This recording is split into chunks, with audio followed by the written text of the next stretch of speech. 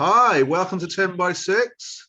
My usual partner in crime, Tom Lane, and our great guest today, Andy Hamilton. Welcome to you both. Hi, everybody. Thank you, Jace. Hi, Andy. All right? Yeah, I'm all right, Tom. Yeah. Good to see you.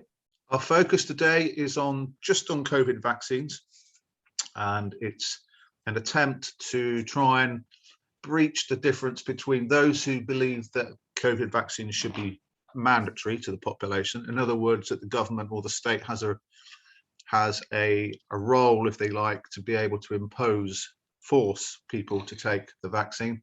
And then there's the other side of the argument, those who believe in the COVID vaccine in this instance, but just don't believe that the government or the state should be able to tell people what to do in this respect. So what Andy's going to do is he's going to represent the argument for pro-mandatory uses of vaccine. And then Tom, later in the discussion, will represent a devil's advocate position. We did actually invite somebody else on who was prepared to represent the other side of the argument, but for employment and career reasons, the two people who were prepared to but couldn't, because they didn't want to be seen to be undermining their employment position, by taking a stance publicly, which is fully respect. So one of us has had to take on, as I say, the role of devil's advocate, and i.e. adopt the position that it should be non-mandatory. So Andy, do you want to start off by setting out the case as to why you believe COVID vaccines should be mandatory? Yeah, okay. I'll just start by saying that I hate rules of any kind. I always have done. And that goes right back to rebelling at school against what I thought were ridiculous school rules. The one that springs to mind is that we weren't allowed to run down corridors. But as time went by, I realized that actually there was a good reason for that, because you didn't want to run into somebody and possibly injure them and injure yourself as well. And we accept all sorts of limitations on our freedom to do just what we like. And very often we do it even without thinking about it. Every time we get into our car, for example, we do our seatbelts up, or nearly everybody does. When seatbelts were introduced, there was a huge outcry about people claiming that their freedom was being restricted, but now everybody accepts it. Similarly, not many people drive through red lights or drive at 70 miles an hour in a 30-mile-an-hour limit. And it's not only because it's unsafe for us to do, it's because we have no right to impose our risks on somebody else, the rest of society. And when it comes to vaccination, for example, foreign travel, if we want to travel abroad to many, many countries, we have to get vaccinated, whether we like it or not. Now, we have the choice not to get vaccinated, but that means giving up the freedom to travel where we want to. So that's one freedom that anybody who travels abroad routinely gives up. If people don't want to be vaccinated, that's fine by me, providing they don't impose their risks on other people. But it's impossible for them not to do that, because they're going to have contact with somebody, whether it's their family, their friends, when they go shopping, strangers in the street. And I just don't think it's fair to impose their risks on the rest of society. And neither is it morally acceptable for them to expect the emergency services and the NHS to repair the damage. If they do get COVID, they might require hospitalisation. There's a cost to society for that. They might need intensive care. There's a big cost to society for that. And there's a cost to other people, because they're taking up hospital facilities, which by right somebody else should have, perhaps somebody who has been vaccinated and the vaccine hasn't worked. So those are my main reasons for feeling that the vaccination should be made mandatory. I don't like it. As I say, I don't like being told what to do by Big Brother, by particularly this government. But there are occasions when we have to give up certain freedoms. Thank you, Andy. Do you want to reply immediately, Tom, or have you got any questions you'd like to ask specifically? No, it wasn't so much sort of picking up on Andy's points, but I'd just like to lay out a couple of the main reasons why I'm arguing against vaccine mandates and or passports. Obviously, I thought Andy's reasons were very eloquently expressed and very valid, but hopefully you guys will also think that these points of view are valid. I mean, so I'm going to be arguing that it's, that taking a vaccine, it's a very simple matter of that it is a personal choice, and more or less everyone accepts that, even people who are very pro-vaccine. And obviously in this debate, we're not getting into any specific discussions about the vaccine and anti-vaccine discussions or anything like that. We're just talking about the mandates, about vaccines being mandated or having passports mandated in order to keep a job, for example, in certain spheres. So for me, most people would say having the vaccine or not is a matter of personal choice. And this, obviously, the idea of mandates, have the vaccine or you won't be able to go to this place to enjoy yourself with your family or friends, or have a vaccine or you will lose your job in a number of spheres of work. It's just an unacceptable position when it comes to that notion of personal choice. It should be people's personal choice what they put in their bodies. And if you're putting some whatever sort of chemicals or whatever is in a vaccine into your body, that should be a matter of your personal choice, and you shouldn't be threatened that you would lose your job unless you go ahead and do that. The second point is a general sort of, if you like, libertarian argument about government intervention. Generally speaking, people should be free to live their lives as they choose, and the government should intervene very little in people's lives, if at all. And I'm gonna give a little example here. Many people are obviously in favour, pro-choice in terms of women's bodies, in terms of abortion rights, and believe that the government shouldn't, mandate or have control over women's bodies when they make choices about whether they have abortions or not. And I think that's obviously being pro-choice and saying that women should have autonomy over their body and the government shouldn't, is very reasonable position.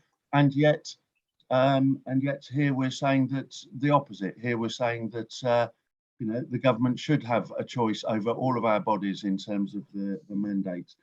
And my next point was just about people that are medically exempt. I mean, I haven't heard anyone say that if you're medically exempt from the vaccine, that you're also exempt from potentially losing your job unless you have the vaccine. So I don't know what happens to those people that are medically exempt from the vaccine and whether they might be in danger of losing their job, which obviously would be very unfair and discriminatory. And then my final point is a general point that none of us should trust the government for very valid reasons. Oh, sorry, that was a bit, came to an end very abruptly there. Thank you so much, Tom. Right. Yes, Andy, would you like to ask specific questions around Tom's response? Yeah, sure. The question of abortion, I think it's really relevant to whether people should be vaccinated or not. It's an entirely different subject. I'm in favour of women having control over their bodies, but whether women bear a child or not, it's not imposing a threat of infection on the rest of society. Whereas with vaccination, if people decide not to be vaccinated, potentially they are, and well, certainly they are. Statistically, they are imposing risk of infection on other people. Some of them are complete strangers with no control over who they're going to meet, for example, when they're out shopping or out in the street. So that's the first point. Regards medical exemption, yeah, sure. If people have got a well-founded reason, medical reason, why they can't have the vaccine, maybe they've had a very severe reaction to all sorts of vaccines in the past. I don't think anybody is arguing that they shouldn't have exemption if there's a well-founded medical need for it. Unfortunately, there are potential side effects from pretty well all vaccines. Some people have an adverse reaction. For example, my wife has a worse reaction to the flu jab than I do. I get virtually no reaction whatsoever. I'm fortunate and she's not. And some people, it has to be admitted, has to be accepted, will have a very serious adverse reaction to vaccine. But that's really a very small proportion of the total number vaccinated. And if we allow people to simply opt out because they don't like the idea of vaccination, then we're never going to be able to tackle this, or we're not going to be as easy, we won't be as easily able to tackle the infection.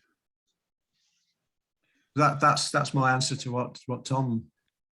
Okay, Tom Tom, said. sorry, Tom, can I have a brief response then to Andy's points? Yeah, so perfectly fair, valid points, Andy. But so let me just throw out an example here. So let's imagine that I'm against having a vaccine and don't wish to, but then because of the nature of my job, I might work within the NHS, or I don't know, maybe in hospitality or something, and I'm told that unless I have the vaccine, I will lose my job. So I'm kind of forced, my hand is forced, and I go ahead and have the vaccine. Let's say I'm one of the admittedly very, very small, pretty tiny number of people who have a seriously bad reaction to the vaccine. You know, a tiny number of people have died.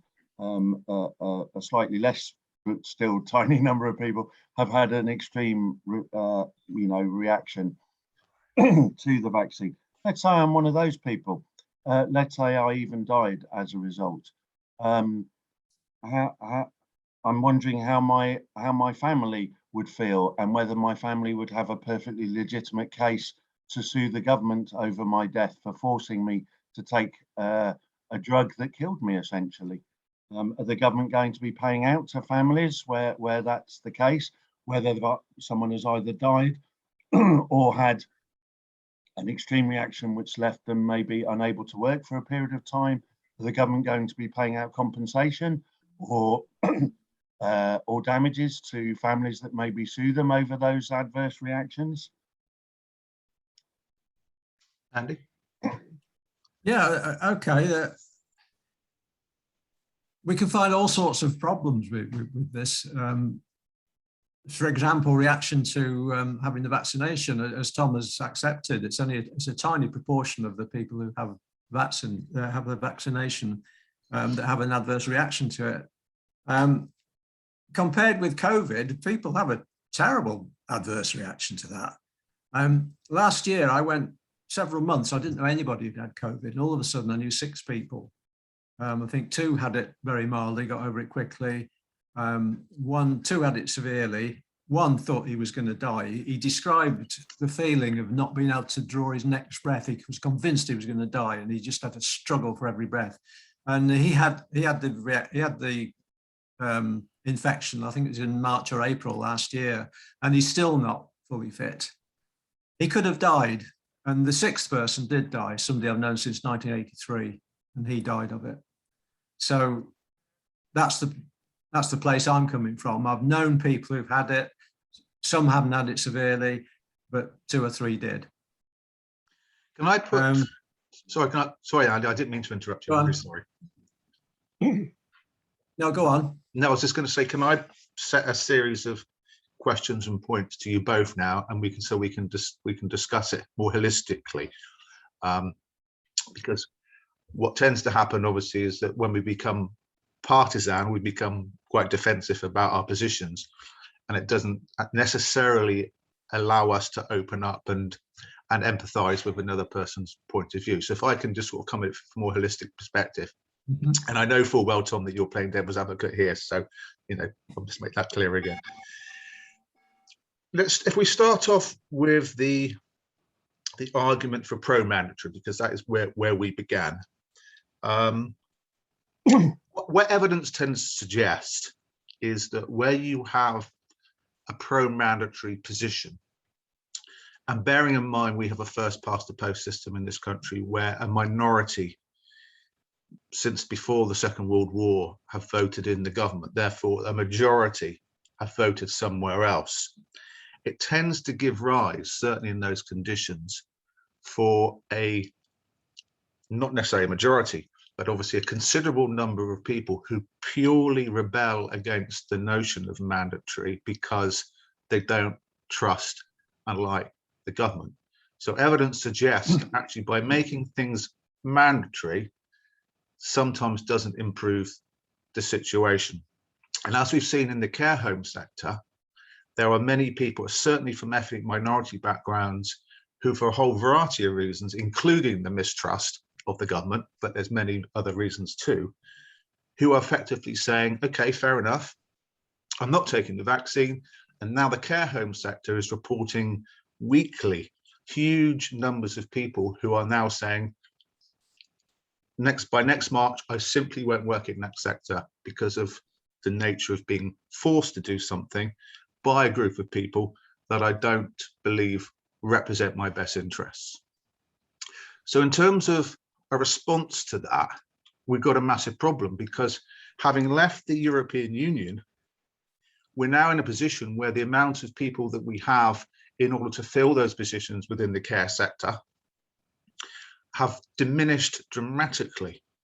So what we're actually going to see is as a direct result, possibly of a mandatory vaccination program, is the care home sector being seriously understaffed. What would you both like to say about that issue?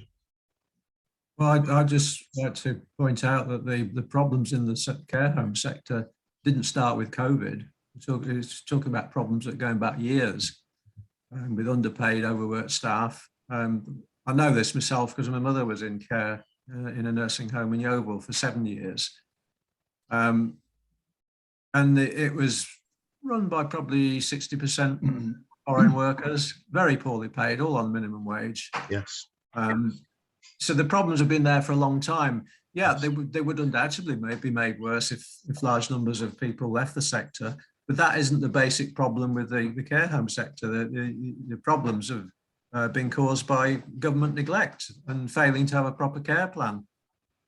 If I can just respond here, what many people who are against the mandatory imposition are arguing is that if there's such significant numbers of people from different demographics who are refusing to take the vaccination and are also prepared to lose their jobs, they're arguing that a lot of it is down to the poor communication that's coming from above and the lack of reassurances that have been put in place by those in power. So instead of them going through a whole communication process where they're winning over these demographics, they're just whacking them with, you will take it or else. Yeah, sure, I accept that point, but that's a problem of government. It's not a problem of making the system mandatory. But it has to be a problem of government if it's the government who are mandating the vaccine. If it was an independent organization that the public trusted implicitly, there will be a lot less people saying, I'm not willing to do this. But because it's coming from the government, because there's been so many mixed messages and poor management across the whole COVID situation, that in itself, many people are arguing, is where the real dilemma lies. If the government had transferred this responsibility over to an independent body who are full of doctors and people from medical backgrounds, epidemiology, and they came out and said, look, in the short term, this is the best way forward, without any government interference, then their argument is that the mandatory nature of vaccines would be perceived in a much more positive way. Yeah, certainly, I'd agree with that. I mean, I've never supported the government's approach to the whole COVID issue. They've made an absolute balls up of it right from the start through incompetence and dishonesty. But you're talking about a problem that's been created by the government, not created by a mandatory system.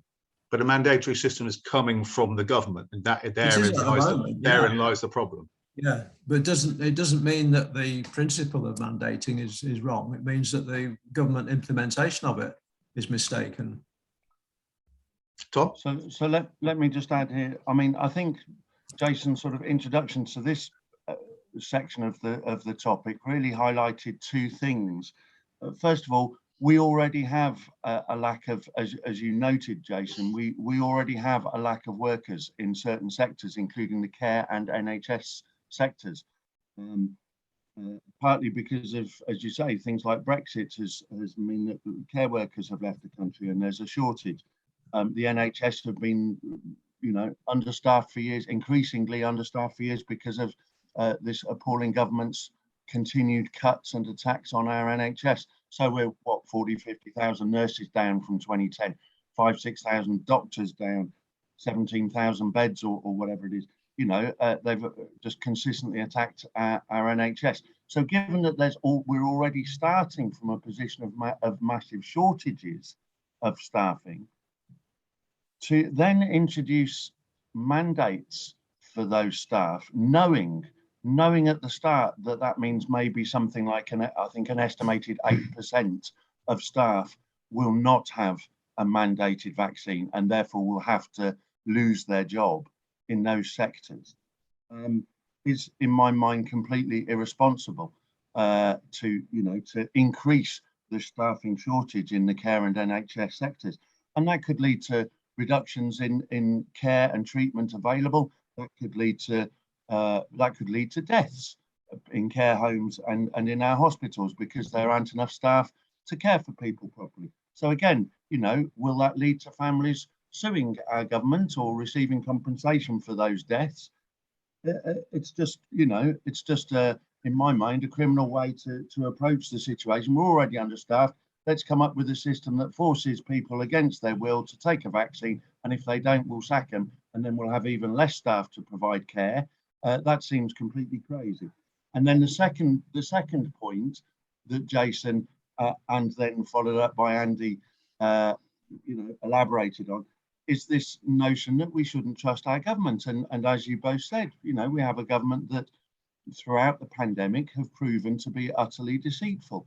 A government that have lied about cases, lied about tests, lied about contracts, lied about PPE, availability of PPE, lied about the contracts, the multi-million pound contracts they've given to all their mates for PPE. Half the time it's then not delivered. Lied about all sorts of things, even lied about numbers of deaths in various ways. So we have a government that's consistently deceitful, has mismanaged the pandemic. We're one of the, obviously, that have the highest rates of death in the world. And you're asking us to trust that government in their quest to get everyone vaccinated against their will. We're asking them, people that don't want to have this vaccine in their body, to trust the government, this government, and do something, allow someone to put something in their body completely against their will because this government says so. That seems ludicrous. I think we're all agreed this government are an utter shambles. Why should I go along with anything they say? Okay, if we can keep our answers a little bit shorter now, okay, because obviously the time constraint. Andy, would you like to respond to that? Yeah, I don't trust the government any more than you do, Tom, as you probably well know. But you're talking about a problem of government, not a problem with this principle of mandating vaccines. They're two different issues. What was the point I was going to make? I thought of another point and it's gone. Don't worry, we can come back to it, Andy. If it comes back to you, just come back. Yeah, sure. I'll take on a little bit. In terms of the death rates for COVID so far, if we compare it, let's say, to the death rates relating to those that we have been historically vaccinating ourselves against, polio, cholera, typhoid, certainly in terms of the children, for some of these vaccines, they've been in place for well over 150 years. In terms of traveling abroad, it's also about the people that we're coming into contact with around the world and how the world would cope if there was another epidemic of that particular disease. But in terms of COVID, if we look at the death rates so far, in terms of the over 80s, it's 7.8%, which is a completely unacceptable number. For those under the age of 9, it's 0.0016%. if we compare those particular rates with the rates of those those diseases that were already being mandatory vaccinated against, which also includes things like tetanus, they are much, much higher. And I think one of the major reasons that we have been constantly pointing out over the last 2 or so years is that the reason that the government are doing what they do is because they underfunded the NHS for so long that the demand upon the NHS of COVID coming along was so dramatic, so significant, that they're responding to a situation of their own making. They're not responding to COVID objectively. And what I mean by that is we can ask the philosophical question. If we're going to make COVID mandatory, why don't we make the flu vaccine mandatory? Because that kills over time just as many, especially in terms of the death rates among the older demographic. So we do have to consider that question. And also, if we're so concerned about the effect of COVID and the impact it will have upon our NHS, and the fact that if a person says, I'm not prepared to take the vaccine, they're also then going to be still demanding services from the NHS. Why are we so libertarian with smokers, with alcohol, and with a whole range of other, including fast foods, a whole range of other personal choices that humans make, where they are costing the health service billions, tens of billions, hundreds of billions over a period of time from their own life choices? And yet we're treating COVID as so special in relation to mandatory purpose. And again, this is more a philosophical question, and we're running out of time. But I do think it really highlights a massive contradiction, yet again, in the way in which the voices that support a mandatory option in this case, why aren't we dealing with all these other factors in exactly the same way? And also, I want to come back to your point about abortion, Tom. I don't think you're correct, because the government and the state do intervene. They say at 24 weeks, you have to have extremely special circumstances before you can have an abortion, which means it has to take 2 doctors to make a decision as to whether that patient is at serious risk of progressing with that pregnancy, both to the mother and the child. So the state plays an extremely implicit role and undermines the libertarianism choice of the individual to say, I want to have a divorce, so I want to have an abortion at any point during this process. No, the state says, no, that cannot be the case. So we are also in a philosophical dilemma in relation to that too, aren't we? Why 24 weeks? Other countries have 16 weeks, 20 weeks. Is the science so different across the world? Is the science so different across the world with COVID, with all these other things? There's the major problem, isn't it? The major problem is who's in power, who's making the decisions, and why they're making those specific decisions. And often it's political, not scientific.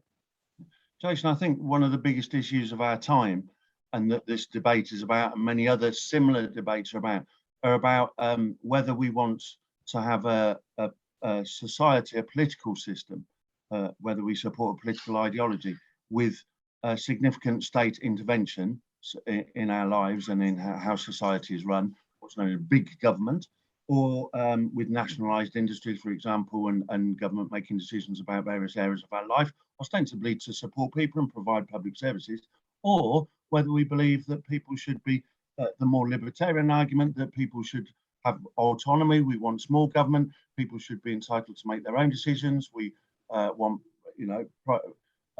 we prefer private enterprise. an entrepreneurship rather than state intervention, and we don't want the government to make up all the rules that determine our lives. And that's obviously an argument that's raging in America, has been for decades, but is intensifying recently, and something that equally is quite significant here, and it relates obviously to this debate about the mandating of vaccines. So I guess I just wanted to sort of throw that in to put it in that wider context. It's part of this big global debate, really, about whether we want governments to be making lots of decisions about our lives or not. But and I think across, before I come back to you, Andy, for a sort of final point, I think across the spectrum, it's not just a global debate. What we tend to find, because of people's lack of understanding of politics, of philosophy, of societies generally, is global hypocrisy. People will say things, you know, really, really assertively, and it takes seconds to unpick their argument. And I'm not talking about this debate, I'm talking about debates generally, because they haven't got the knowledge, or they haven't given themselves the time to really be prepared for a proper discussion. And that lies in the problem, because if those people are the ones therefore making this, you know, influencing because governments want to be populist, we end up with scenarios that are much more catastrophic than if we gone in different directions. Andy, can I ask you to come across now and just give your final surmise, if you like, of what's been talked about, of your own particular perspective? That'd be brilliant. Thank you. Yeah, okay, I'll keep it brief. Just a couple of points. Well, some of the things that you raised, Jason. Yeah, smoking was one of them, and the flu vaccine. Yeah, they're all points to be considered, but it's what I call whataboutism. As soon as you raise a problem, people, particularly on Facebook, they'll say, yeah, but what about something which isn't really relevant to the thing that we're talking about? So that's the first point. The other thing is, I like to come back to something that Tom said about not being able to trust the government. No, I don't trust the government, and many people don't. But it was largely at the government initiative that the vaccine was introduced. And presumably everybody who's had the vaccination trusted that part of the strategy. So I don't see that not trusting the government is an argument against not mandating vaccination. Yeah. Okay. Same for me, Jace. A quick. Yes, please. Yeah. Final thing.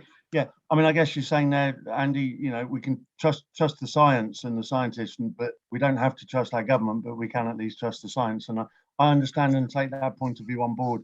I'm just obviously arguing that, you know, it should be a matter of personal choice. I think most people throughout the pandemic have said that about the vaccine. It should be a matter of personal choice. And now, of course, because the government wants everyone vaccinated, you know, that personal choice element seems to have gone out the window, and you're threatened with losing your job unless you get the vaccine. I just don't think that's right. I don't think the government should be saving my life. As a true libertarian, I think it should be up to market forces whether the virus kills me or not. It should be entirely left to market forces of how the virus works. And if it gets me and kills me, then, well, you know, that's market forces. So that's my position. Oh, come on, Tom. No, Tom's playing devil's advocate there, and I can see where he's coming from in relation to how some people think. I guess the problem also there is that they've been quite happy to use the NHS, a public sector provision, since they came out of the womb. And yet now the argument is, as I talked about global hypocrisy, the argument now is, oh, no, let the private sector deal with it. Well, the private sector didn't deal with them getting to where they are now, in terms of, you know, the prenatal, postnatal, the midwifery, all the GP access, all the A&E access. They've been utilizing that, no problem at all. But then suddenly it becomes, oh, hang on a minute, market forces and libertarianism is much more important than anything else. So I think, you know, it does come back to that absolute state where I think many individuals simply haven't got the tools to be able to debate any topic in a really, really informed perspective. And what we then end up doing is responding to misinformation. And I suspect as this debate progresses, Andy and Tom, that won't change. Thank you so much, both of you. Yeah. Jace, before we finish, just to reiterate, I was playing devil's advocate, I know. as you mentioned at the start and throughout, and I'd like the viewers to know that most of what I said I vehemently disagree with, and in fact, I'm very much in favour of the eloquently expressed arguments that Andy put forward. Having said that, all the stuff I said about our corrupt government absolutely stands. Yeah, I totally agree with that, Tom. And nice work there. Thanks for the discussion. And I Thanks, don't, Andy, to be honest, really I good. don't think, Tom, that anybody who tunes in to 10 by 6 every week needs that explanation.